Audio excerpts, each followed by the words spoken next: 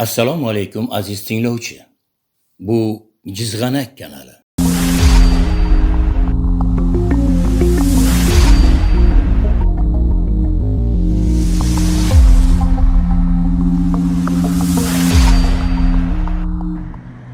Bu kanalda yurakni jizg'anak qiluvchi muammolarga e'tibor qaratamiz.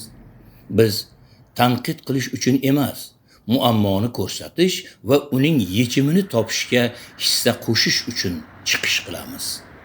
Mana bu shahrimizdagi Nasaf ko'chasida joylashgan geolog stadioni bilan Motamsaro ona haykali o'rtasidagi trotuar, piyodalar yurish yo'lagi. Diqqatingizni mana bu yerga qaratmoqchimiz. Hayron bo'lmang, bu ariq emas. Bu yer osti ichimlik suvi quvuridan behuda oqib ketayotgan suv. Eng achinarlisi, bu holat bir necha kundan beri davom etmoqda. Har tomchisi davlat mablag'i, har tomchisi xalqning haqqi.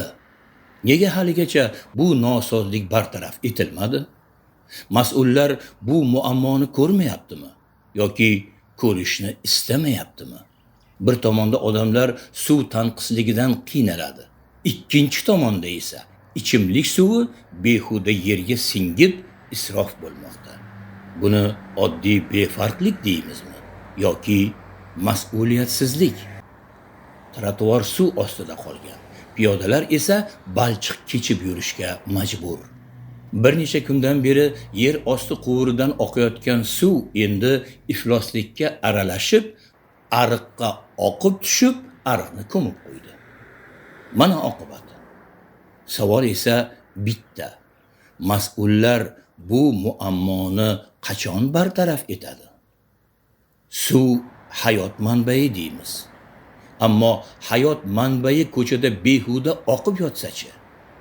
Bu yerda nafaqat suv, balki mas'uliyat ham oqib ketmayaptimi? Bu holatni bartaraf etishga mas'ul tashkilotlar nega jim? Hayronmiz. Yo'l chetlarida to'plangan axlat uyumlariga bir nazar tashlang. Bu nafaqat shahar ko'rinishiga putur yetkazadi, balki sanitariya va aholi salomatligi uchun ham xavf tug'diradi. Har bir muammoning mas'uli bor. Agar muammo o'z vaqtida bartaraf etilmasa, u ertaga yanada katta muammoga aylanishi mumkin. Biz hech kimni ayblashni maqsad qilmaganmiz.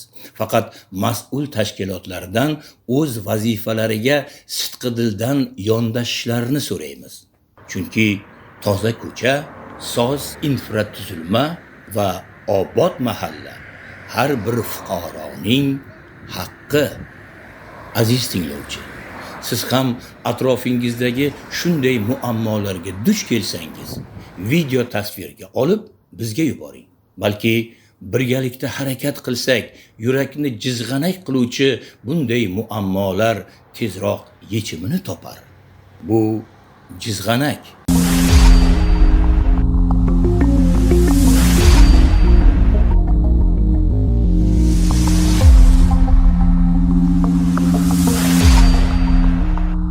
Befarq bo'lmang. Befarqlik muammoning davomi. Jizg'anak esa haqiqat ovozi.